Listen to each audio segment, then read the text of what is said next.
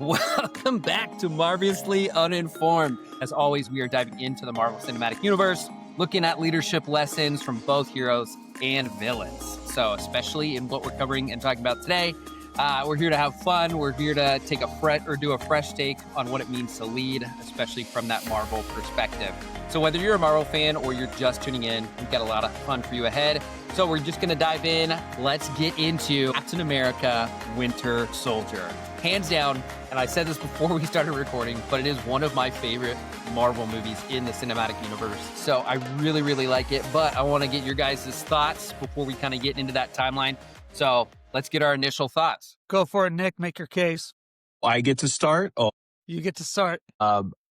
this is the talent in this movie, the character development, it just opens up. The chemistry on everybody was amazing. I'm not going to rank it yet, but it is in my top 3 of the entire MCU. And this may be a 30-year friendship ending podcast, peoples. Like, depending on how he reacts to this. The only reason this podcast started is because he said something. I'm like, dude, there are other things you could have said to me that would have been less offensive. And hence the idea to do this podcast was born. So, the character arc, how Sam is able to immediately relate to Cap that nobody else can or has. The chemistry is always great with him and Scarlett. And I think that comes from their chemistry as lifelong friends off screen. But it was just like, it's a spy movie. It's a spy movie. It's the government has been compromised. An agency's been compromised. It's a spy movie. It just is. Well, let's not skip over to Robert Redford. Yeah. Academy Award winner. R.I.P. Moment of silence for Robert Redford. Okay. But seriously, my gosh, one of my favorite actors, like of all time, Robert Redford, hands down.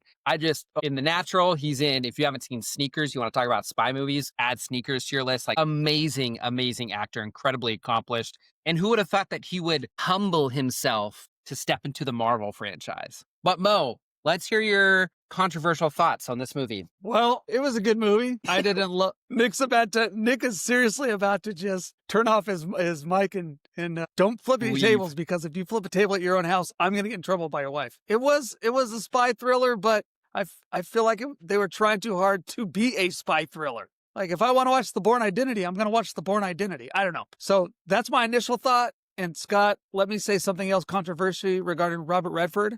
He's not a great actor, but he's a great presence on screen. And I love Robert Redford as much as the next guy. But, I mean, his acting ability wasn't wonderful. The 2 best movies that Robert Redford was in was Butch Cassidy and the Sundance Kid, incredible, and The Sting. The Sting. Those were Robert Redford's 2 best movies, but guess why they were good movies? Because Paul Newman is an incredible actor. Okay. Robert Redford was, he's a great stage presence, and so I was kind of bummed that they made him the bad guy. I think that's another thing that I didn't like about this one. I just don't ever see Robert Redford being the bad guy. So those are my takes. The movie was good. I didn't love it, but it was a good movie. How many Robert Redford movies have you seen? Because, like, in reality, he's great. Okay, phenomenal. You didn't even mention Spy Game. Spy Game's amazing. Indecent Proposal. He's in River Runs Through It. That was my River motion. Yeah, but but it's never because of his great acting. He's just a good stage presence. Same thing. And if we want to get really controversial here, 3 Days the Condor. I don't know. Him, John Wayne, guys like that, they're not great actors. They're just good stage presence people. Okay, yeah, but if you're looking at, like, John Wayne, that's, like, a different era. That's when, like, you pick someone based off that they were hot. Like, I live in a town that is very well known for... Known? Sorry, did you say no? Yeah, I say known weird. I do. That's the real problem with this podcast, Nick. The way that Scott talks. No, it's you. It's clearly you. You are always the problem. You have been the problem for damn near 35 years. I take full responsibility for being the problem. I'm just saying that Robert Redford was literally... Okay, anyway, what I was going to say, the town that I live in is known for James Dean. James Dean was a terrible actor, okay? Yes. Absolutely terrible. Too. Just, oh my gosh, just the worst. People loved him. Why? Because he was good looking, Like John Travolta. That's the same thing with Robert Redford. John Travolta, no longer good looking, but great looking actor or great looking guy. terrible actor. John Travolta, not very good, really, in like anything that he does.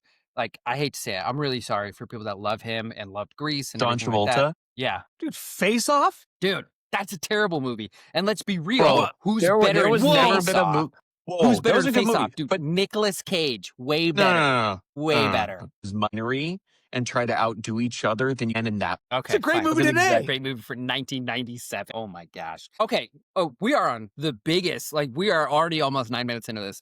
We have That's great. barely talked about. Well, no, because we still have to discuss how White Mo is the problem. If Okay. we keep going, this podcast is going to be as long as these movies are. And That's true. you could have given me more. I'd like to see a director's cut of this movie.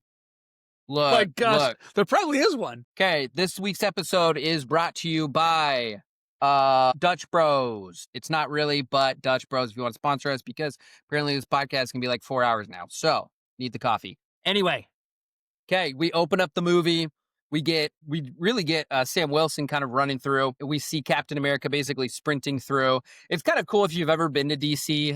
One of my best friends has been there for a long time. I just moved, but being able to see exactly where they're running and stuff, it's like I've literally walked there. Not actually sure, I guess, if they're the real sets or not, but or if they're just staged. But anyway, all that to say, we get that first introduction of Captain America, Steve Rogers, and Sam Wilson, Falcon. And it, like you said, Nick, it's really cool to kind of see like there's kind of this immediate bond where Sam Wilson's like, yeah, I know who you are. Like, who doesn't know who you are? But, kind of doesn't really seem like, kind of gives off the impression like, I know who you are. Not impressed. Don't want to beat you in a race sometime. And so, but anyway, so we get kind of that fun introduction. And then we kind of get and switch to kind of really, I would say, where the story starts to really build. And we get and correct me if I'm saying this wrong, the Lemurian Yeah. Lemurian Star. Lemurian Star, that's what it was. Lemurian Star mission, where Cap leads the strike team, which includes Black Widow, to rescue hostages is what they're told that goal is. And we start to kind of see things change. And I think we get a great funny line right there at the beginning where Cap jumps out of the plane and the guy's like, did he have a parachute on? He goes, no. The one guy just laughs like, why would he have a parachute on? Why would that make sense? But anyway, we get this scene or this confrontation on board where we've got these hostages that they're trying to rescue. But then we also get Black Widow, who almost seems like she's on an alternative mission, which starts to kind of lead to questions. And we get Cap, right, who's trying to lead this mission, trying to lead the strike team. And you can almost see his frustration as a leader with Black Widow just going off script. Where someone who, Cap's like, no, this was not part of the plan. This is not included. And the frustration that he has with her, plus the distrust that he shows. And so just what are your guys' kind of thoughts on that initial Mo? I know that's kind of an interesting leadership moment where we get the person who's in charge and we get that standout or that separate person who's kind of doing their own thing. And I know that happens in our business world too. Yeah, you mentioned two different scenes, almost into the third different scene, but three different pieces. So let me address them in order. When Captain America and his name is Sam, right? When Sam meets Captain America, you're right. He's not worried about Captain America as in, oh, wow, the greatest soldier of all time. It wasn't about rank. It wasn't about anything. They bonded over something that soldiers like, which is running and doing things that matter and being your very best. And so that mutual respect begins in the shared habits that they had, not their titles. So my leadership question for the audience based on that is, what are the small disciplines that you do that build credibility in your relationship? What do people see in you that draw them to you? Are people drawn to you? Because if they're not drawn to you, then you've got a problem in your leadership. And so I guess my random thought for that scene was that if you're getting passed by Steve Rogers, by Captain America on your morning jog, that's not cardio, that's humiliation training. And I think we all need humiliation training in the things that we do. Not to be humiliated, but to build humility in our lives. Regarding the Lemurian Star mission, the beginning of it that you mentioned, yes, Captain America leads by example. He just jumps out of the plane. And I'm like, what is going on here? I had the same thought that guy did, which is, does he have a parachute? And she's like, no, he doesn't. But that do it first leadership, that lead from the front leadership, that builds credibility. And when people see that kind of stuff from Captain America, from Steve Rogers, they just want to follow him.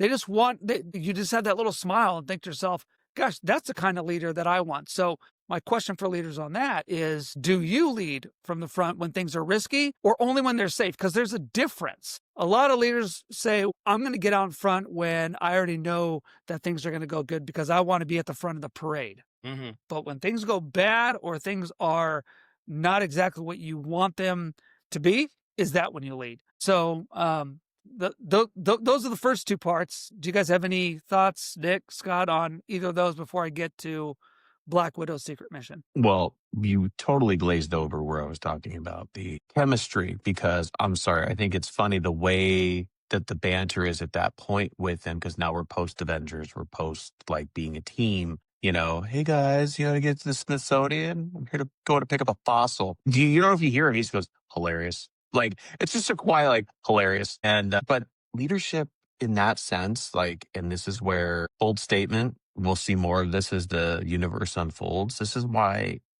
this embodiment of Captain America, any embodiment of Captain America, is really the paramount example of a leader, because everything is about his character. Remember, he became this just because you are a good man, right? And I know from my own experiences, even if it's now where I don't lead a team, but I have to get to step up and take your lumps when you have to take them. Like, you know what? That was on me. That was on me. I didn't double check this. And here's my plan of action of how we're going to minimize those in the future. And But like, okay, we can't fix it, but we can't change that it happened, but you can move forward. And he just does the right thing for the right reason. And that's why I think most people you see end up listening to that.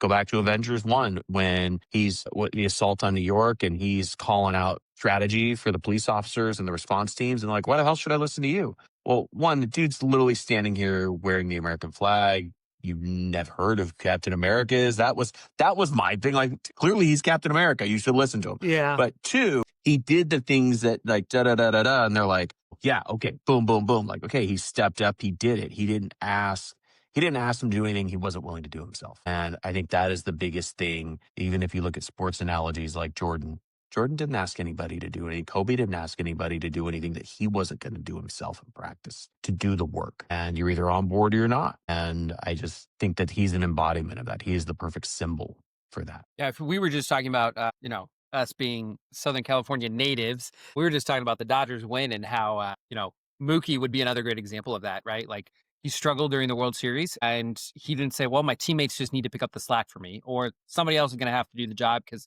I can't hit right now. He just said, nope, I'm doing a really bad job, but we're just going to keep going. And so I think that's just another great example. But Nick, I do really like what you had to say where it's, he does lead by that example. And I mean, when you think about him jumping out of that, the plane, he's jumping onto a hijacked carrier or a hijacked ship. Like, sure, you have as much intelligence as you know about these things, how many guys are there, whatnot, but he's really jumping into an unknown, and he's jumping into the unknown that potentially could end his life, right? Like, he's jumping into a dangerous situation. He doesn't ask his other guys to jump first so that he can see, oh, how dangerous is it? Where should I land? He says, no, I'm going to go before all of you, and I'm going to be on the boat before all of you. And so the idea that, again, like, he's not going to ask them to go into a situation like that if he's not willing to step into that situation himself. Scotty, the only thing Nick heard during that was the way that you said the word unknown. Am I right, Nick? Oh, yeah. No one. Oh, man.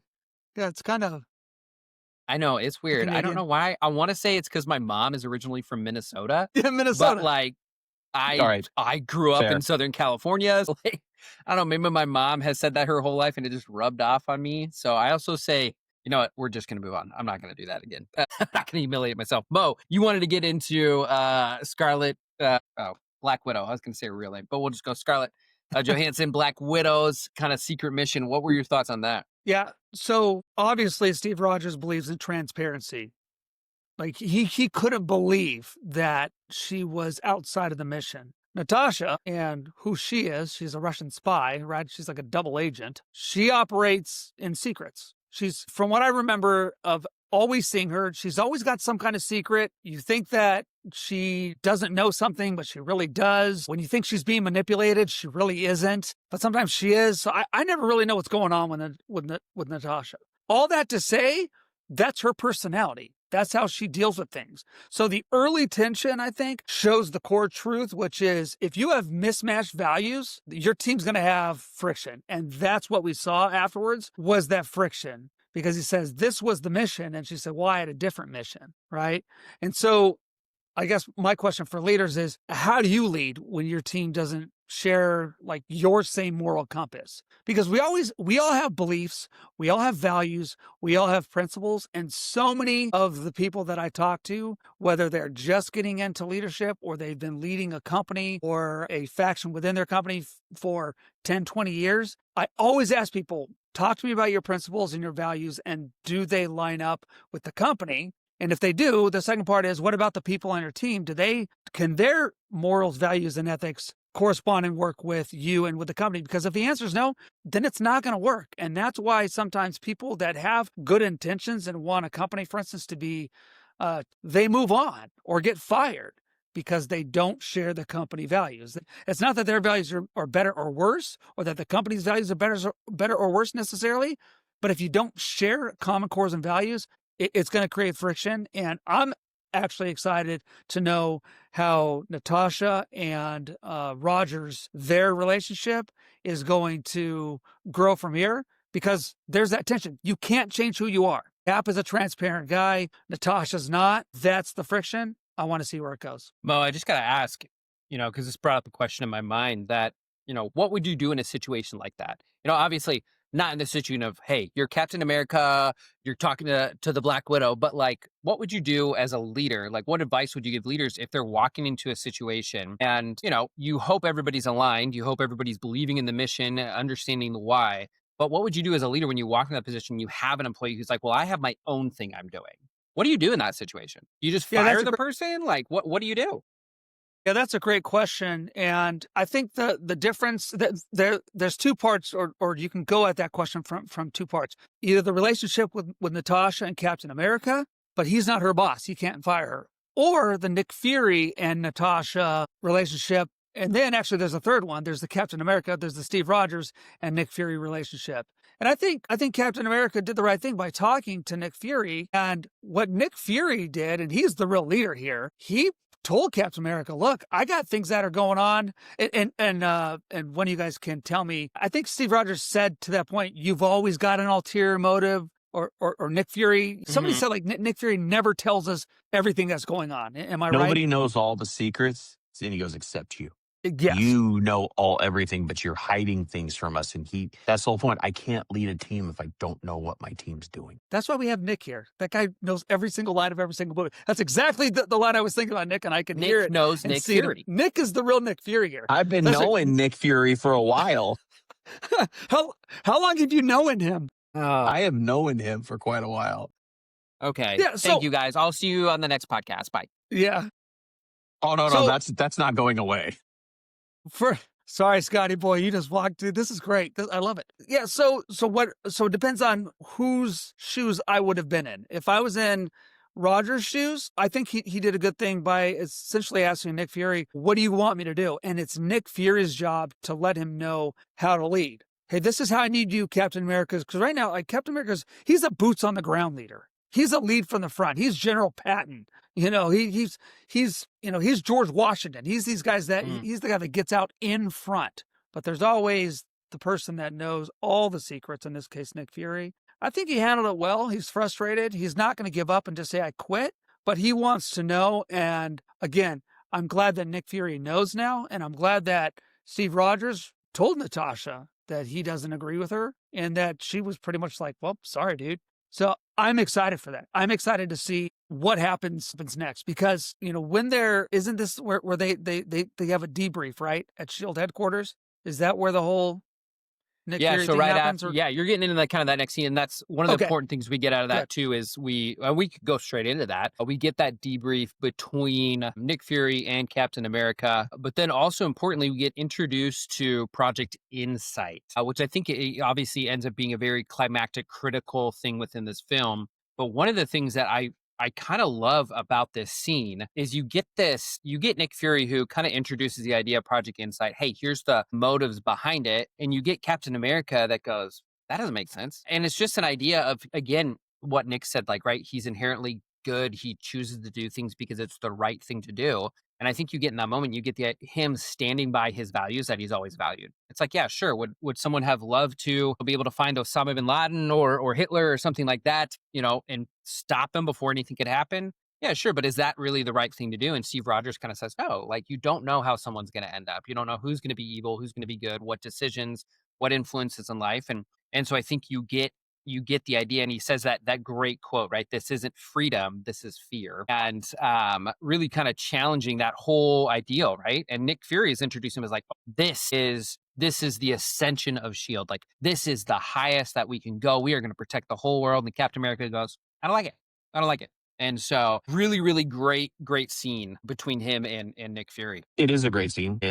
I like that we were able to see them connect in a way when he's telling the story about his grandfather being an elevator operator, because that is something from Cap's era, right? So there's a little something there that just, see, I do share too, right? Like he's like, I'm nice like that. Like it's just kind of like a little bit of trying to win it back, because he knows he got clipped, and Natasha knows she got clipped by him on the boat when he was like, the grenade goes off and they're kind of like, yeah, this one's on you. And he goes off to do what he's doing. And she's like, oh, man. Like, I think that was a bit of a humanizing moment for her. Like that her character development is changing from being just a spy to where having feelings of being part of something bigger than herself. So that is the effect of working with Steve and being with Steve. Like good leaders bring that out in people, bring on those personal growth scenarios. Yeah, and the leadership question that I would have regarding this whole scene with Project Insight and Nick Fury showing what's going on is, leaders, are you building systems that empower your people or that monitor your people? Because I have a real problem with that. I'm not about micromanagement. And I think sometimes I was with Captain America. I was with Steve Rogers on that one. I didn't like it. I don't want to be micromanaged. I want to make, that the more power that the government has or any organization that runs the world, I don't like it. We are talking about the deep state. No, I'm just kidding. We're not going to talk about the deep state. No, great insight. No pun intended. Project Insight. Great insight. Okay, so we kind of move on to the next scene, and we get Fury, who hops in his car, is on his way. Well, I should say, actually, before that, we do try to get Fury trying to decrypt the data that Black Widow retrieved, but is locked out of the system by the order of director Nick Fury. So again, that suspicion starts to mount. Once that happens, you see him very, very quickly leave, right, and get in his car, almost like, okay, this has kind of confirmed something I maybe already thought, and calls Maria Hill. So, but then in the midst of that call is attacked by the just completely very obvious fake police. Like, I mean, very obvious fake police. So, and then we get the first introduction of the Winter Soldier. And can I just say, the introduction of the Winter Soldier, where they've got the vision of him in the mask, just the coolness factor of him just walking through traffic, and then that subtle music in the background that's almost like his theme song. Just what an introduction to kind of one of the main arching villains within the story. Just absolutely just great, kind of sets the tone for the mysteriousness and really the power that Winter Soldier has. Yes. And then she, when she talked about him being, legends talk about him, the stories, some don't believe he exists, like that whole mysteriousness was really cool. Set the legends of the Winter Soldier almost like he's a ghost. I really enjoyed the whole lead up to that. Yeah, like where Natasha ends up talking about it, and, someone who's been involved within essentially the assassination community and the spy community. And even she's like, that's a ghost. That's someone you don't want to mess with. Like, the legend around him, if it's true, is someone you don't want to poke the bear. You don't want to stir the pot with him. You want to stay away as far as possible. So kind of interesting, again, building into this, the coolness factor, in my opinion, and that cool backstory. Mm-hmm. And then we get, Fury ends up escaping that situation. I do think it's such a cool situation. Man, what a car, Yeah, right. Like, what a car. Who would have thought? I think it was like a Chevy or something like that. Nobody would have thought in their right mind. Yeah, nobody would have thought a GMC be able to do that. They went from bankruptcy or almost bankruptcy in the recession to building this amazing car. Nobody would have thought. But I love, too, that even in the midst of that intense scene, right, where the car is being shot up, his arm is broken, Nick Fury's flying through, like, this way, compromise. He's like, well, it is working. air conditioning's great. You That was still good. get that signature Marvel like comedy moment inserted in that intense situation, and I just absolutely hilarious. But I do love that Nick Fury does escape that situation. Things start kind of going haywire, and then he shows up in Steve's apartment, Steve Rogers' apartment, and then before he ends up getting shot by the Winter Soldier, we find out that Steve's neighbor, who we think he's kind of got a crush on or are led to believe, is actually an agent of S.H.I.E.L.D. But Man. then we get Nick Fury, who gets shot by the Winter Soldier and then dies in the hospital in front of Black Widow, in front of Agent Carter. Or, well, no, it's not Agent Carter. But, or no, it is Agent Carter. Yeah, Yeah, it is she's Agent Agent Carter. Carter.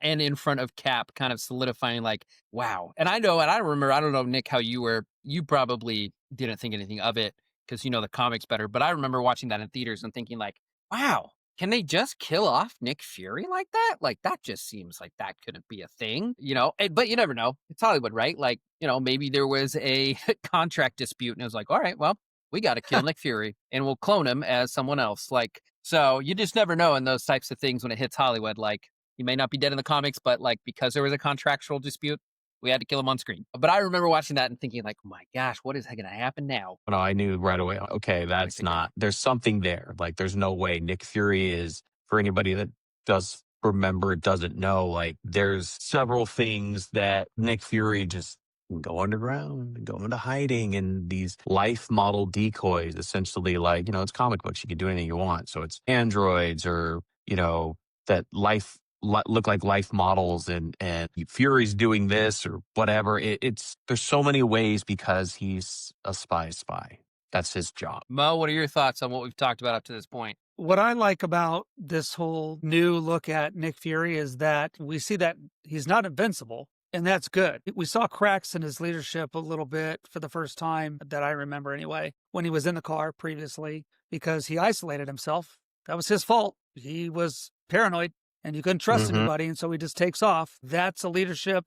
As soon as we start isolating ourselves as leaders, things like that happen. Not necessarily that fake police are going to come and try to kill us, but metaphorically speaking, yes. And then, when Fury's death, as we, thought, it was, the guy's not invincible, right? Leaders a lot of times seem untouchable. They seem perfect, but we shouldn't really focus on people's, incredibleness. We should focus on them at their most vulnerable, because the most vulnerable leaders in the right way can create strength. And the question that I had when I was thinking about this for leaders was, how do you model strength and humility to your team at the same time? Because both matter. And so if you ever are saying to yourself, what's the old Mulder and Scully or whatever that? The X-Files? The X-Files, yeah. Did you guys watch the X-Files? I never watched that. Dude, I did. That would be a phenomenal... Really? Oh my gosh, I love the X-Files. Remember, trust no one. The truth is out there. Yes. If you're a leader and you start saying to yourself, trust no one, especially, when you're bleeding out, then, HR is going to have a pretty rough week. Those are my thoughts. Can you imagine the HR? Can you imagine the HR department at S.H.I.E.L.D.? Like, just, no. Oh my gosh. Like, that's good. Hey, this is HR. You'd like to lodge a complaint for what? The Hulk transformed in your bathroom while you were using the stall next to him? Goodness. Yeah. Yeah, great. So we get Fury, quote unquote, dies. Then we move into kind of this great talk that we kind of start to see the shift in the film a bit. And we get Alexander Pierce, played by Robert Redford, talking with Cap about really kind of more of like an inquisitory talk in a way. And you can tell right off the bat in that talk that Alexander Pierce is trying to feel out Cap. Like, where is he going to be at? That was a full HR's digging for information. Your manager's digging for information, and Cap sniffed that out. Like, bro, you better be careful how you answer this, because this is how you get fired, right? That was totally like, yeah, okay. Clearly that's like, I can't trust you because the way you're coming at me with this is just not okay. Oh yeah. And it was I will find who killed my friend. I don't care who stands in my way. Like, come on, dude. You're gonna threaten Captain America, please. Yeah.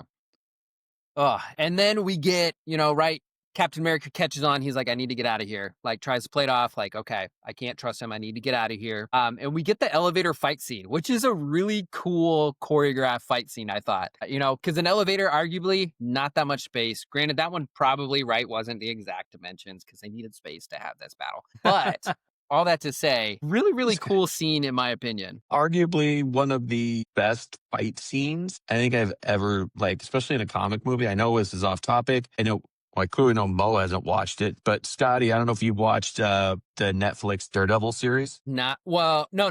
Yes, I When it have was watched on the Netflix. Netflix. Yeah, I have watched the Netflix Daredevil one. Okay, Born Again is pretty cool. Like this one that Disney Okay. Plus did. Yep. Which crazy topical too. Crazy topical for how long it takes to produce a show like that. But anyway, season 1, episode 2, that climactic fight scene in a hallway that they did in Yeah. Daredevil. Okay, this is very much like this was done before that. Yes. Yeah. And it's amazing in the cinematography and how they fought that. And I believe this was shot in like one take or two takes. No, like really? they shot this because it had to be a Wait, are you continuous talking shoot. about Winter Soldier, or are you talking about? Well, Daredevil was shot in one take. It was Okay. one camera, one take. There was the only way they were going to do that. They shot that in one take. Wow. Charlie Cox had talked about that. And then 2, this was, I mean, you've got a limited space, and to choreograph that whole thing, like everybody had to hit their point. And basically, I mean, those guys just had to look like, hey, like I'm going to lunge at him, and it's all on Chris Evans to do this, right? But it's just like the fact that he sniffed it out too. He knew everything's wrong, everything's dirty. Obviously, Pierce tipped his hand, and then it's just like, you see the tells, the guy's sweating. The way he's got his hands ready because they're nervous as Jack. Dude, I got to fight Captain America in an elevator. Yep. I just watched him punch aliens in the face a couple of years ago. One dude, though. There's that one guy, though, that gets on. Oh, it's like the bigger guy who gets on, and he's just overconfident. He's like, I could do this. I could beat Captain America in a fight. Like, he's been making bets with his buddies. He's been wanting to get a piece of him the whole time. Yeah. And so and you kind of see too, like you get the, right, like, I can't remember the name of the leader of his strike team. And I don't want to say, shoot, I can't remember the leader of his strike team. Anyway, either way, you really kind of get him saying like, I'm really sorry, Cap, nothing personal, and you get this, like, regardless of where that guy's allegiance has lied, right? Like, it's kind of lied with Hydra at this point and everything. You can see that there's still I still have a lot of respect for Captain America, but I have to follow these orders. And so you can see that even though they're on completely different sides, Captain America's leadership style still rubs off on this individual. And I think that's an important aspect to think and consider, especially when we look at it from a leadership perspective of, you could be in your rivals, you could be in your main competitor, right? You could be Steve Jobs in a Windows 95 factory or whatever. That was a throwback. But anyway, I don't even know what Windows were on. But you could be over there and you're in that, but you can still have an influence on those that are not on your side. You can still influence those individuals. You can still have a positive aspect as long as you look to yourself and look to your own leadership skills. Like, I thought that was kind of a cool moment between them. And then obviously we get into the big fight and it just gets even cooler. And then he beats everybody to the ground and then just stomps on his shield and catches it. I do wonder if they had to do that take multiple times. And if there's just a blooper reel of like 30 minutes worth of just Chris Evans standing on a shield and then it kind of like falling off and him not catching it or whatnot. But yeah, that's such a cool scene. I love where he just says, I mean, he's always polite. Before we get started, does anybody want to get out? Yeah. That's when you had to, like, if you were standing in there and you knew you were going to go up to that and he knows it's coming and there's not a hint. Yeah, man, I'm out. Like, I know this is going to be some infirmary time. Like, I would have went straight to HR and gave my resignation. Done. Can you imagine someone gets on there by mistake? Someone's actually like, it's an HR rep. They just gets on there. Oh yeah, just down. Oh wow, this is packed in here, guys. Dude from holding accounting. their files in front of them. Yeah, some dude from accounting. Just man. We have another one of my favorite Nicholas. Well, remember in The Rock with Nicolas Cage and Sean Connery goes to get a haircut and then he's going to escape and he's going down the elevator and he's got his barber there. And Sean Connery's beating everybody up, and the barber's just in the bottom, and he says, I don't want to know any of this. All I want to know is, do you like your haircut? That's it. My But gosh. but back to the leadership insight of this scene for me was Captain America, Steve Rogers, self-awareness, under pressure, and that's what separates survivors from people who react. And Captain America, that's who he is. He doesn't panic. He observes what's going on. Nick, you had mentioned he processes things. The guy gripping his weapon, I think, and like I said, the guy that sweats, and he just composes himself. And just like all great leaders, he read the room, for lack of a better way to say it. And he wasn't paranoid. He was perceptive. And so the question that I have for our YouTube audience would be, do you pause long enough to read the room, or do you just start reacting? Because I know so many people who just react when they see that something isn't about to go their way. In fact, I just had a conversation this week with somebody that I work with, and I was like, dude, you can't react like that. Every time you do, your team is the one who suffers because it causes them to be paranoid, and then they start making mistakes. I don't know. I think that's a great point too about, we oftentimes are so reactive to situations. We don't take the opportunity to just sit and think about the reaction that we're about to have. And just how those snap decisions, those snap reactions can really sometimes lead to just prolonged consequences that we don't always think of from the get-go. One more note before we move on from this scene, though, I just want to say is how great the response times are for the other strike teams. Because he beats everybody up, tries to open up the elevator. Obviously, there's a strike team, so he, messes with the elevator and it drops like who knows how many floors right before it breaks, and then goes to open, and a strike team just happens to be on that floor. Like, it's kind of like, okay, that's a quick response. Or they took every single strike team and said, go to every single floor because they didn't know where the elevator, which is probably what happened, but also just kind of insane. But all that to say, we get Cap escapes, jumps out of the elevator, launches down, drops through the glass, and just lands right on the floor. That probably would have killed anybody else. Again, another HR nightmare we're talking about. Meets up with Natasha, quickly kind of comes, right, like he goes back because he had hidden the file that Nick Fury had given him, and Natasha had ended up seeing it. And so they end up going on the run together. And then we get, they go into that kind of a funny scene where they go to the mall and they go into any store, right? But an Apple store. And everybody knows how Apple stores are set up. And everybody, I feel like, loves to make fun of the Apple employees. And you just get the epitome of an Apple employee with that actor. I have been Aaron. Yes, but we get them, they plug it into a MacBook, end up getting rid of the code or getting through a little bit to trace the signal. And it's a place that Cap knows very well. And so we get that call back as Natasha and him go there we get them on that drive where they had to steal a truck, and Natasha kind of gives him a hard time about it because it's not very Steve-like to steal a truck. And he's like, well, we're going to bring it back. Like, we'll make sure they get it back. We'll make sure they get it back. Captain America learned to hotwire a car. Exactly. I don't know. I think he's from the 30s and 40s. I think everybody knew how to do things back then. Well, he said it. I think our grandfathers were a lot better at that stuff than us. Yeah, that's true. He was in Germany. So, I mean, who's to say he didn't steal a German, whatever Jeep or something during the war? So, yeah. But we kind of get this kind of talk that I think it was either Nick or Mo, but you guys were talking about kind of seeing the relationship develop between Captain America and Black Widow, and we get that in this scene. So we get Black Widow that really kind of lets her guard down a little bit, right? Her walls are up all the time, and we really aren't gonna get the full in-depth picture of why that is until 30 movies from now. It's like, even when we're done with the Infinity Saga, it doesn't come till after that, I'm pretty sure. All that to say, we start to get those walls that come down a bit. And we actually have this really cool conversation between Captain America and Black Widow that just kind of helps build that friendship a little bit more, which I think also, right, you've got them, they're in the same type of situation. They're facing the same things. They're on the run. They don't know who to trust, but they decided to semi-trust each other. And so, yeah. What are you guys' thoughts here? I love that whole character development. It humanizes it in a time of tense. I mean, you guys are fighting for your lives. You're running from your lives, running for your lives. I don't know. And it kind of like, she wanted to ask him something, wasn't sure how. And so it just kind of like, they got to be people for a second and not these superheroes, and that they're on the run and where they're going. And again, he's the ultimate soldier, the best soldier in the history of mankind. knows that that munitions is not supposed to be there.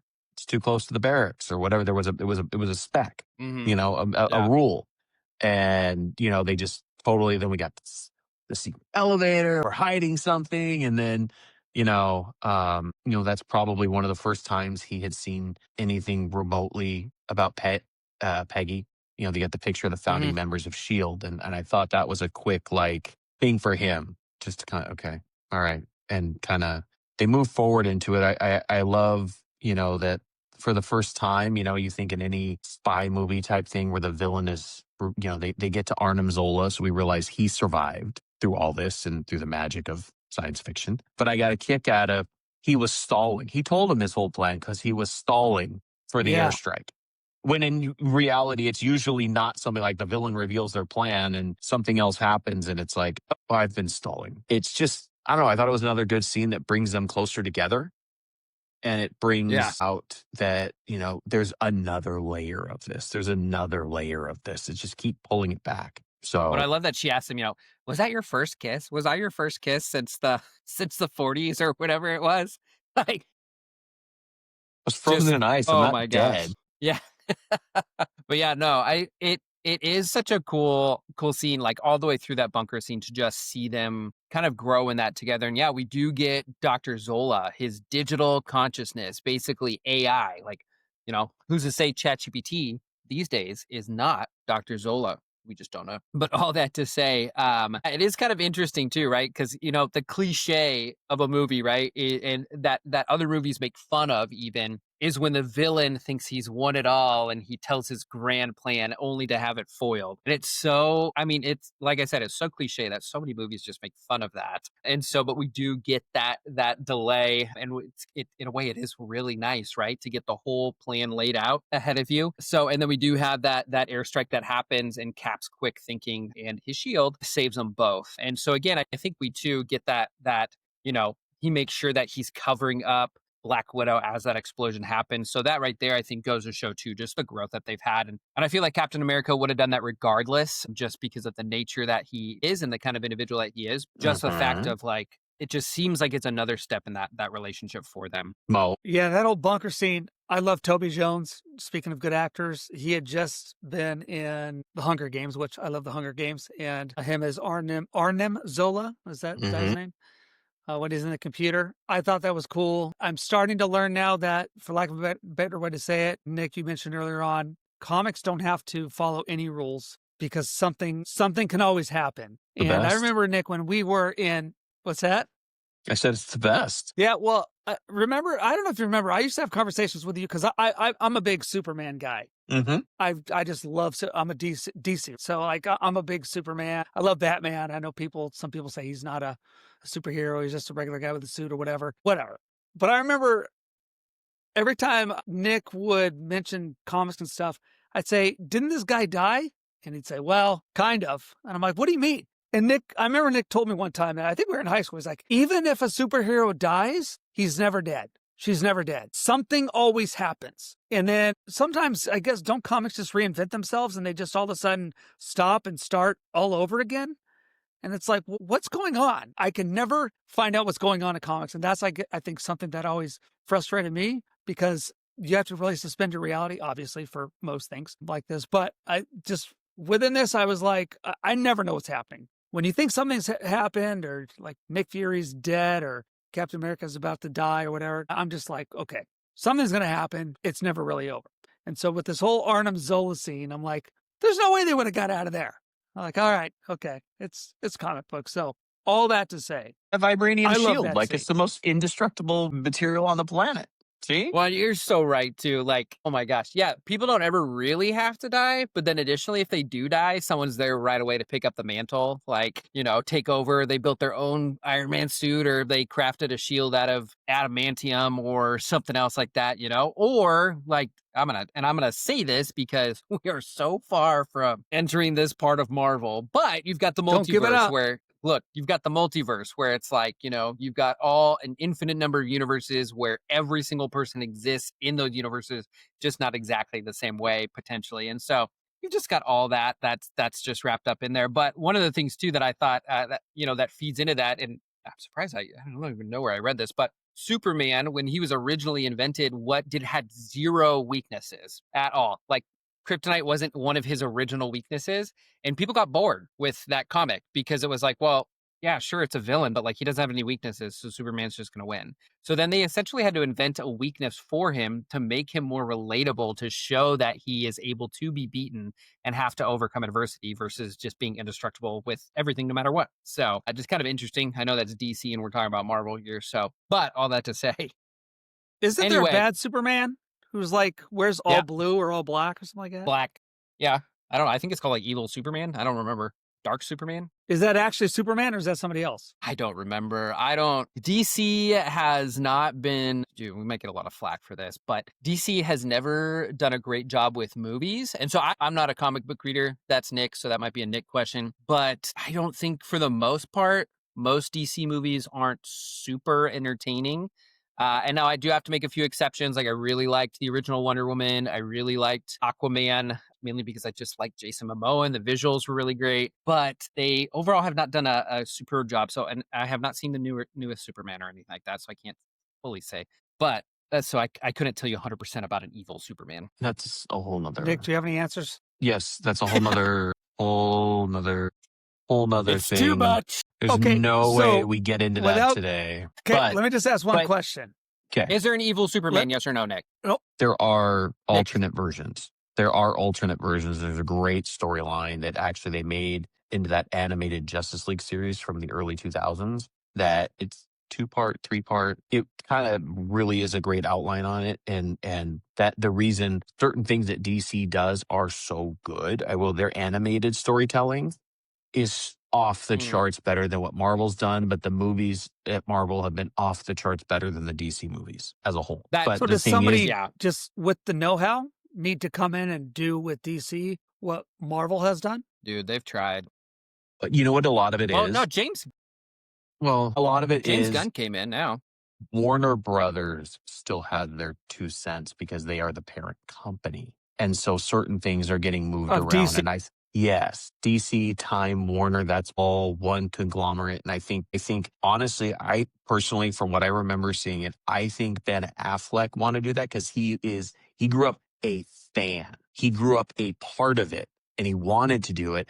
And then it's like, well, no, I'm sure there were conversations behind the scenes that we don't want to do this, or we're not doing that. Then it's like, well, then what am I doing here?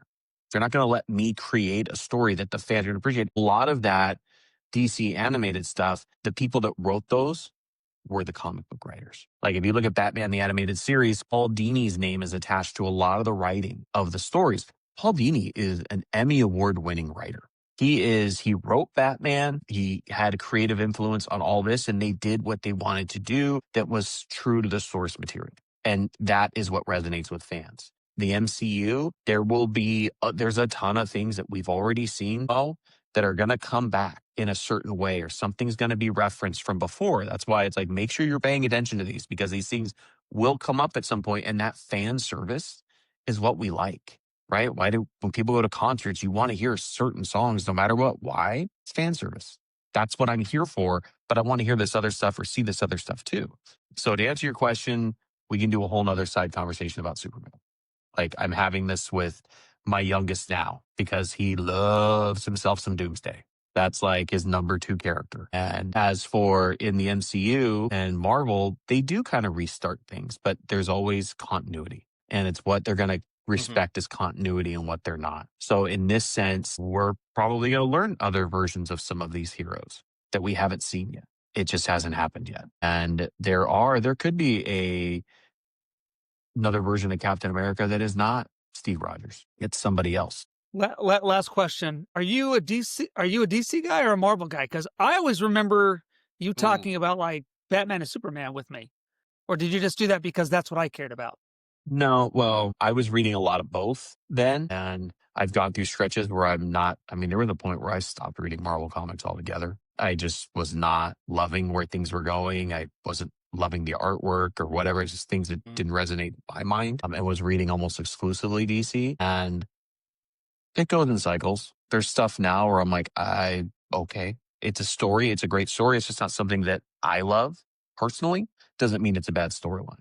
So they're finally, after 30 some years, going to make an animated storytelling of Nightfall for Batman, which was a super pivotal storyline to deal with things in the early 90s. So now I'm reading more Marvel than I am DC, but it's not, I still keep up on the stuff I want to keep up on with those characters. So I don't need a long answer for this, but is there a Stan Lee type person for DC Comics? It's just it's a conglomerate. Because like I remember growing up, all of my toys, except for Spider-Man, they were all DC guys. I had I still have Superman on my desk. Scotty, you saw when I was working at the college with you, I always had Superman on my desk. Superman, Batman, Wonder Woman, Green Lantern, The Flash, Aquaman. Like these are the guys that I still had those toys in my attic. Like those are my guys. Not that I disliked Marvel, but when I see these movies, except Captain America, I always had a Captain America because it was America. And he was like one of the big guys. But a lot of these, I just always remember all my toys were DC comic book toys. And maybe that was because my parents, but I just always loved, probably because I loved Superman. I just remember the Justice League of America, I think you mentioned. I just remember listening to those on cassette tape when I was a kid. That would put me to sleep. I mean, that's not really any different than DC movies today. Put you right to sleep. Yeah. No, they were exciting. No, but what he's saying is like, no, I get what he's saying. It's like, but when you look at... Dude, Scotty's just punking he's punking my whole childhood now. Yeah, well, Scotty's trying to make up for Nolan, right? Like, okay, all right. So, all right. No, DC they have runs of like when somebody was writing, when you have a creative team, like for Batman, if you think back, he still does stuff here and there, but during the Hush storyline, Jim Lee was drawing, Danny Miki was inking, and Jeff Johns. Like you have runs where it's like, the Jim Lee run on Batman, the Jim Lee run on X-Men. Like I feel that the stories, it's not necessarily the storyline. Sometimes it's the runs that the creative team does. But then it's like we have Civil War was a storyline, and it was encompassing the whole Marvel universe. DC has theirs too.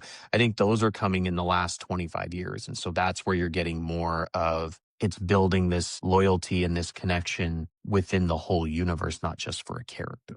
Because you could read just Batman and be just fine, or read just Aquaman and not have to worry about anything else that's going on over on the other side. So, and that's how DC is different than Marvel? I don't want to say they're both doing the same. Like at the end of the day, one starts doing one thing and then they kind of have success, and then the other one does the same thing.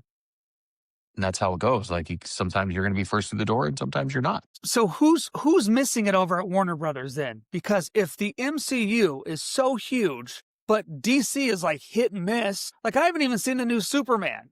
Like I'm not into it. Like that's not what I think about when I think of Superman. My opinion. But who's missing it? My opinion is there's not. Marvel, what they did was, I don't even know if they intended to create a cinematic universe. Remember, Paramount, the first Iron Man was released by Paramount, not by Marvel Studios. They weren't Marvel Studios yet. It was in association with Marvel. And so they did their 2 or 3 movies, and that's what the contract was for. But in the meantime, they realized we can do this ourselves. We can do this and control it. And they just left a little back door open to make another movie and we can add this character. We could add Nick Fury. And it teases the Avengers, but let's just see what the reaction is. And they took 10 years to build to 11 years to build to Endgame, which is where we're going to get to. And then it was making billions of dollars. Well, then DC tried to just rush something through, and you didn't take the time to build it. And every time you make a Batman movie, they have to tell us how his family died. Everybody knows that. I mean, nobody stays dead in comics except Uncle Ben, right? Peter Parker's Uncle Ben's the only one that stays dead. Everybody stays dead but Uncle Ben. So true. He's the only guy that they never brought back. It was just Uncle Ben. But see, I mean, this isn't a spoiler, but we're gonna get to things where with certain Marvel characters, they don't need to tell their origin story. It's not public domain, but it's common knowledge at this point. I don't need to tell that part of the story. We can pick up somewhere else because you waste a whole movie on an origin story. So I think that I just think that they tried to rush something and get to Justice League because we need a team movie, and it wasn't. There's no chemistry. There's nothing behind it. The stories weren't lining up. They weren't tying together. It wasn't that they were, MCU were leading to something. Every movie they're talking about something that leads to the next step or an infinity stone or something like that. And we've already seen that the overlying big bad is Thanos. Right, we've already seen that. Fine, I'll do it myself. And then he's got the Infinity Gauntlet, and Yeah. like that. So we've already seen it, so we know we're going somewhere. But it's now, how are we going to get there? And that's what I think engages people. They want to see. Hence why we watch Thor: The Dark World, because we know there's something in that movie that's of value later on. So that's where Marvel is they're giving us Yeah. just enough for a payoff, but then we need more. Mm-hmm. We are so far off track. And we are so far into this may almost be a two-parter itself. Like, we haven't even gotten to the knife fight scene in the middle of the street. And we're All right, take us through, Scotty. Hey, the last thing that I will say on this giant tangent that we went on is for the DC animated series. Mo, just a little fun fact. The guy who voices the Joker most often throughout any animated DC film, Mark Hamill. Luke Really? Skywalker. Yep. He's a voice actor. He voices the Joker all the time. He's actually very well known for it. He does a great job. So, Is this where I tell you guys that I haven't seen Star Wars 8 or 9, or is that later? No, that's fine. That's okay. Yeah, That's we're good with that. And also, I actually get not brownie as big a points for deal. that. Really not that big of a deal. Yeah. It's okay. Look, Mo, we have to get through Marvel first. Okay? Gotta get through Marvel. We have 37 more movies to go. Just kidding. Yeah. No. Yeah, no. It seems like that, though.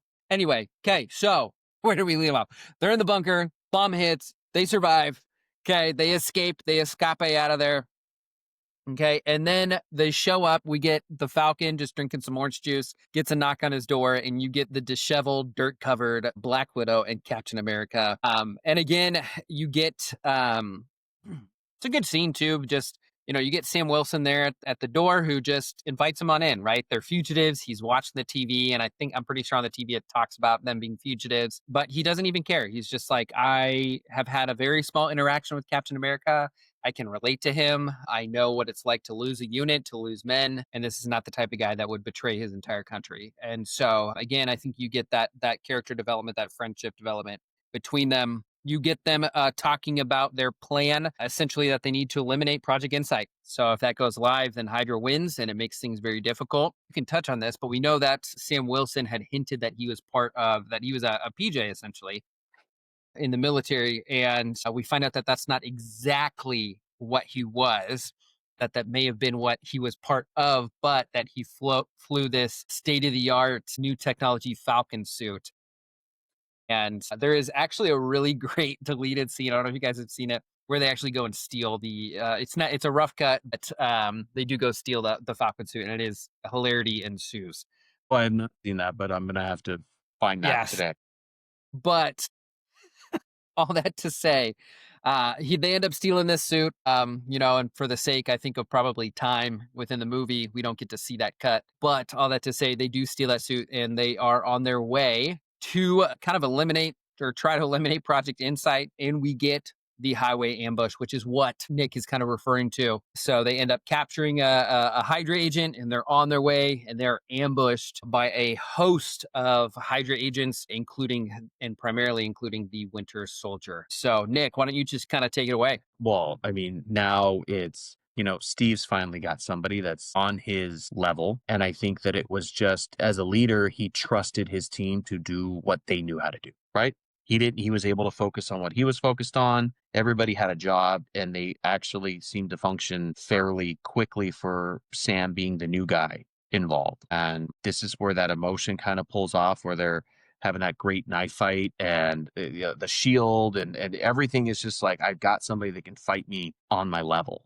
with the superpower, because he has that, enhanced strength. And the emotion you see that Chris Evans pulls out when the mask comes off and he's like, Bucky, and it just crippled him. It just stopped him dead in his tracks. He couldn't process it. That broke his mind at that moment, because that was his one constant in his life. That was the one constant in his life that he had before everything. and how that leads to, going back to your boy in the elevator that clearly wanted to get in a fight with Captain America, was ready to execute him right there on national television. Like, there's too many witnesses. You can't just shoot Captain America in the street in the head. Mm-hmm. So it led to, I got a kick out of that. Like, I'm sorry, we're glazing over that because it was so, I mean, the choreography to go with that, the way these guys trained to do that was just, it's bananas. It was Well, a banana. is before we glaze over, is this the scene where we get the flashback? It might have been earlier, and I think we might have skipped over it, but we get the flashback of um it's Bucky and Steve Rogers' relationship where it's obvious like Steve's parents have kind of just died and Bucky's talking like, hey, you can come stay with us, you can be with us. And he's like, no, I'll be fine on my own. And so you get kind of more depth to that relationship. I don't remember if that's at this time or if that was prior in the movie, but either way, that's kind of a key point to kind of get more in depth of that. Like they weren't just friends. Like, they didn't just go to school together, grow up down the street and both like to play baseball. They were much more than that. Well, no, and he told him then before the serum, with you till the end of the line, right? I'm with you till the end of the line, which comes back later in this movie. Mm-hmm. No, I think there was a little of that flashback. No, it's a little farther down when they get out of that situation. I got a kick at it, like we're gonna glaze over that to where they are captured. Basically, they're gonna execute him, and Agent Hill swoops in to save the day, Coming in hot. Give me some Sherbatsky coming in hot, and And Shabatsky. and then we're really clued into just how deep and layers this went. Mm-hmm. Genius on Nick Fury's part, right? They wanted to kill you, gotta let them think you're dead. So now you're off the board. Goes through that whole thing. Yeah, we It see was him recovering in a place that I really hope he has his tetanus shot before he entered Yeah. it, Yeah. Because, Fury's got them safe houses. He's got places all over the globe where he can just post up. And I think that was the moment in that scene when, Fury's starting to tell them what we're going to do. And Steve stops and is like, no, it all comes down. Like, Hydra's been in S.H.I.E.L.D. for years and you didn't even know it. Like, this isn't what we're doing anymore. It's the day, like, everything changes from here on out. This is not the company we've worked for. This is a different regime. It's a different this. This is how we have to do it going forward. This is how you improvise, adapt, and overcome. And I guess you're calling the shots now, right? That was like okay. And this is how we're going to do it. And I just see, these are the things. I don't know. I guess it's just me and the emotion of it and the weight of different things registered differently. It makes a good movie. Some people on this podcast just are heartless, I guess. Mo, I want to hear your 2 cents on this part because it is Sure? it is a big leadership moment, right? We do get, kind of like what Nick said, we get Cap, who's like, basically, we've looked at Nick as kind of being Nick Fury being as kind of the ultimate leader, like the CEO at the top, and then we get Cap, who's like, yeah, you're not calling the shots anymore. And so, Mo, just from a leadership perspective, what is that? How does that relate to us? Like, what does that look like? Well, I haven't seen all the movies, so I'm going to make my predictions. I think Nick Fury knows more than he's letting on. And I think by him leaving and then reappearing, and he's more humble, he's wiser, he's got more clarity even. I think, again, Nick knows what he's doing. That's just my thought. That's what great leaders do. They let others lead. They empower people. And as soon as Steve Rogers had that conversation, I didn't think about how great Steve Rogers was. I thought Nick Fury, he's the leader. I could be completely wrong. I might be. Don't tell me. I'll figure it out later on. But that's what I would do if I was Nick Fury and I had to fake my own death so people didn't try to kill me anymore. I'd come back and I would test the waters and see if I got somebody like Rob stepping up. Here's the other thing, though. You'd mentioned about the flashback that's going to come about when his parents died or whatever. Steve Rogers is a do-it-yourself kind of guy. Even before he was Captain America, he didn't want Bucky's help. Bucky was the strong one physically and stature in their relationship, but it was always Rogers who wanted to do things on his own. Is that good or bad? I don't think it's great for a leader, but I don't think Steve Rogers ever saw himself being in the position that he is. So growing up as this little guy that just is never going to really be who Bucky was, all of a sudden you're Captain America, you're the perfect soldier. He's still dealing with his demons, his own demons. I think Nick Fury knows all that. I think with all the psyche valves and things that he knows about Steve Rogers, I would assume he knows that. That's what I have to say about that. When you mentioned, if I could say real fast about Steve Rogers again, recruiting Falcon, and right, they I think you mentioned they go to his front door and they say, "You didn't tell us the whole story," right? That's what you're talking about. He's part of the 58th or whatever that the unit was. Yeah. Here's what I think. Dealing with a lot of soldiers who have been at that elite level as a chaplain in the military, Sam epitomizes what it means for somebody who's probably seen some things. He's probably lost some soldiers, his fellow comrades in battle. You don't want to talk about that kind of stuff. So it didn't surprise me that there was more to him than he was saying, because he was always a humble guy. It was never about him. That's why he was in the short time we saw him as part of Steve Rogers' team. He's pretty much a great ally, a great teammate. And I don't know if I just remember this or if one of you guys said it, but doesn't somebody ask him, like, what do you do? And he says the same thing that he does, only slower. Doesn't he say something like that? Yeah, he does. He does. That's when everybody was caught. When Steve was pushing back at Fury, and then he just said, he looks at him. He's like, "Don't look at me. I do what he does, just slower." Yes. It was one of those just funny throwaway lines, but it was so true. And I'm looking forward, and I would assume that Sam now Falcon is going to be a part of the series going forward. I'm glad, because it's kind of a yin and a yang thing for me, and I'm excited to see that's now Steve Rogers has somebody on his team. And so the leadership question that I remember having was not that any of us are Captain America, but if you're out there and you want people on your team, who is the Falcon to your Captain America? Or are you the Falcon to somebody's Captain America? Because we all need those kind of relationships, and great leaders add good people to their teams. Getting the right people on the bus. That's what it's about. I've heard that somewhere before. Yeah, it's so many, but it's like this other podcast that we do, It's like Rising Tide Leadership Podcast or something like that. That's exactly what it's love called, it. actually. Are they a sponsor? Are they a sponsor? They're sponsored by Costco, or should be.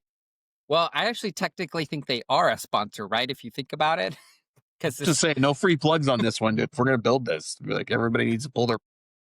Don't worry, I'll cut that out. It'll be behind the scenes. I'm already cutting out all the DC stuff and putting it behind the scenes. So if people want to get that, we'll do Dutch it Bros. Behind the paywall. Dutch Bros. If you want to sponsor us, Dutch Bros. Anyway, okay. One thing too, before we kind of get to the final battle, the climax of everything at this weird building called the Triskelion. Cool name. Building's not evil enough to have a name like that. I'm just going to throw that out there. But we do get an idea into what has happened to Bucky throughout these years with the idea of being frozen, cryogenically frozen. We get Alexander Pierce that comes in and has this conversation with Bucky, and this really dominant, showing up really very, very different type of leadership. But they make the mention of he's been out of cryogenic for too long, kind of giving us the idea that, like, okay, he can't be refrozen. And so he's going to have to stay out. But then we get the scene where they, we assume that they are going to wipe him, that they're going to wipe his brain. And so we get this idea of he has been through some mental health trauma and some brainwashing that only a Marvel movie could do. And so we get that idea of what he's had to go through being frozen, unfrozen, why he's kind of seemed like that ghost that Natasha talked about earlier, Black Widow talked about earlier in the film, why nobody's really sure because he's been around forever. How could he be alive for that long? Well, they just keep freezing him. And so just kind of an interesting kind of tidbit I didn't want to really gloss over at all. But then we get the final battle. Leading up to that final battle, one thing that I think is kind of important, I don't want to skip over it, we do get the Stan Lee scene, right? Where they go, it's that museum in the Smithsonian, it's the Captain America display, right? He's the security guard. Mo, I don't know if you got this, goes in and I did. For the first time I got it. The suit is gone and he's just, oh man, I'm so fired. Yeah, that was good. It was a good cameo. Love that cameo. Love the Stan Lee. But then, yeah, we get to that final battle of the Triskelion, and where just three people. Well, I want to say kind of three people, right? Because we get Cap, who they sneak in and kind of gives that inspirational speech, just because he knows, like, there's no way that everybody that works a part of this organization is Hydra. that Hydra has positioned itself to run the organization really without people knowing. And he gives that inspirational speech, and we do get that people fight back, that people are not aligned with what Hydra believes, what their ideals are. And yeah, so we do get that. So, but through that, we get Captain Falcon taking on the helicarriers while Black Widow disguises herself and essentially leaks all of Hydra's files onto the internet, letting everybody know what they've been up to throughout their years. And then we get kind of a cool thing where, Nick Fury and Pierce have to unlock something, and they're, well, we wiped your biometric scan, and he goes, ha, suckers, and lifts up his patch, and you see his gross eye. And so he doesn't say, ha, suckers. That was my improv. So, that'd be hilarious. That's a, deleted scene. So, but yeah, what's everybody's opinion on these final battles? And, we'll get to the Cap and Bucky battle here. But just the kind of overall Triskelion battle. What's everybody's thoughts? Mo, I want to hear this. You're going to have to refresh me, so you go first. But I've only seen this thing like once. You just stated you watched twice in the last month. I did see it twice. I was going to watch it again since we were off again, but I was like, no, I'm not going to. So, fun fact, that scene where Bucky's trying to get out he's trying to take off in the helicopter, and Cap pulls him back, we got to get the Chris Evans swole shot. It's exactly how I look without my shirt on. Just want to throw that exactly. out there.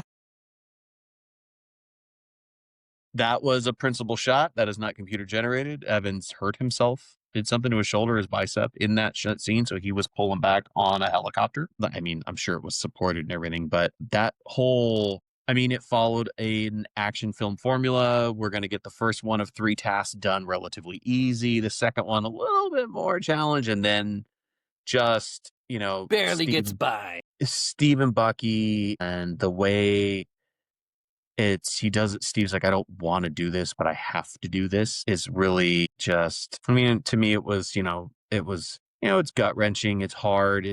But it's like, I have to do this to complete the job. And Bucky had a mission to complete. You're my mission. And, he did, he could have left him under one of the beams that fell. There were so many things where he could have done that and just let it go and think that his friend is gone. Mm-hmm. But, once Bucky, skipping to the part where they're fighting, he's got the mask off and he's just taking a beating at that point because he's been shot. He's tired. He's this, he's that. And you're my mission. And he's like, well, just finish it. He tells him, I'm with you till the end of the line.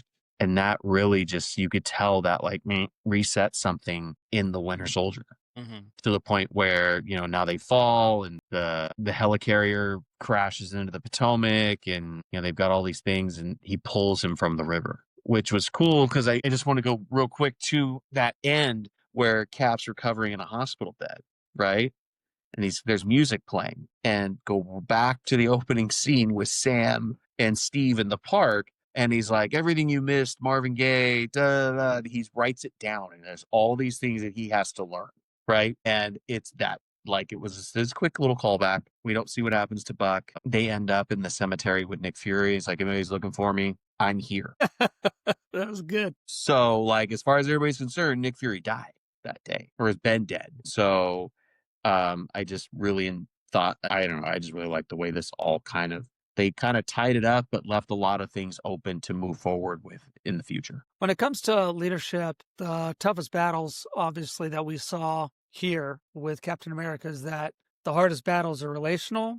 They're not operational. Captain America can do the operational stuff. But when Steve refuses to fight Bucky, that's when he chose compassion over victory. He essentially just gave up and said, I'm not gonna do this. I loved that. And so the question that I have for our audience is, when you fight, do you fight to win or do you fight to restore? Because leaders always fight to restore. And again, that line, I'm with you till the end of the line, that's, at least to this point, the most emotional and devastating phrase of the MCU so far. There might be another one, but that was a great relationship. Mm-hmm.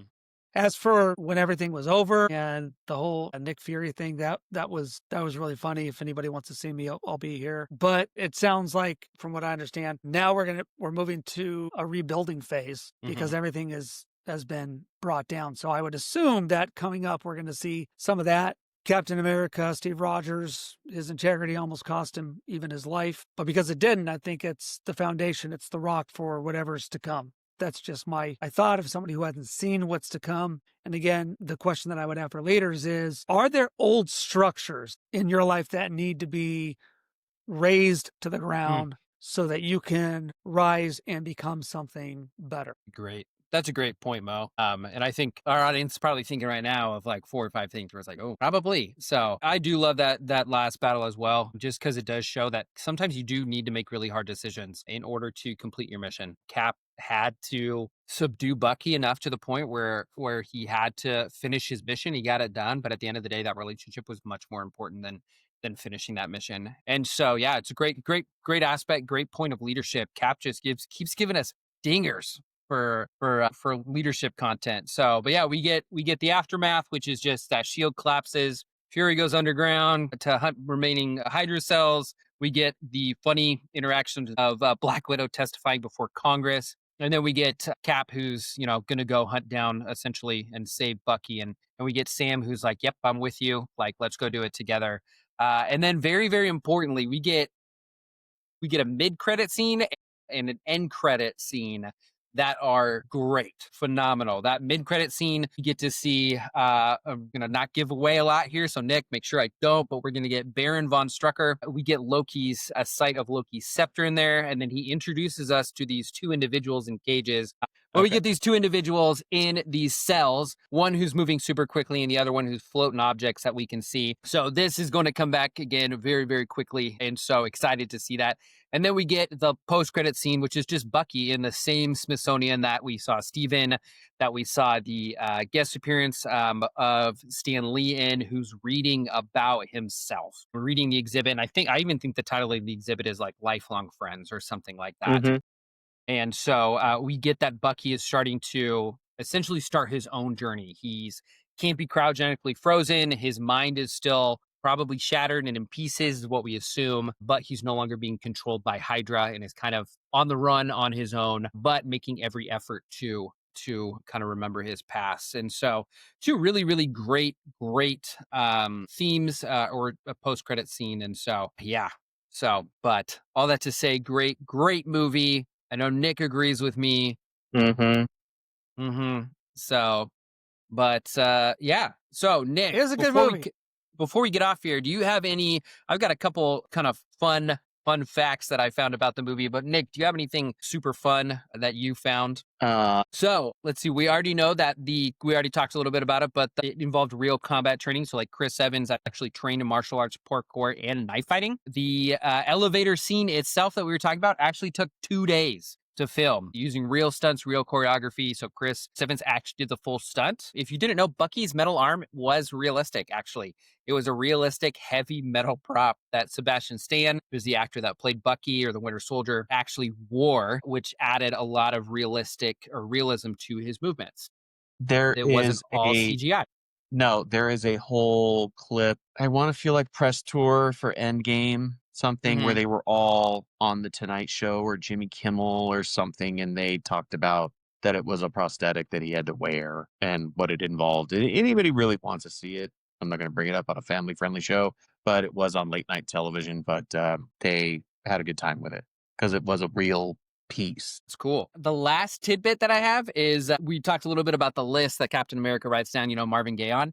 That was changed depending on the country that the movie was released in. So to fit kind of and customize for each nation's release. So kind of cool. It'd be interesting to know what was on it. And, I was thinking like, oh, England, I bet like the Beatles and, things like that were probably on there. And so, yeah, super, super cool. All right. Last thing, we always talk about it. What was everybody's snack of choice? I know this was a while ago now, but Mo, you could pick 2 snacks since you watched it twice. Well, now I'm going to be disappointed with Nick's choice, whatever he says. He probably eats some berries or nuts or something. So I made sure that I had fun with it. Sorry, I've had somebody that's been stalking me, so he's going to join us for this part. No, you don't want to?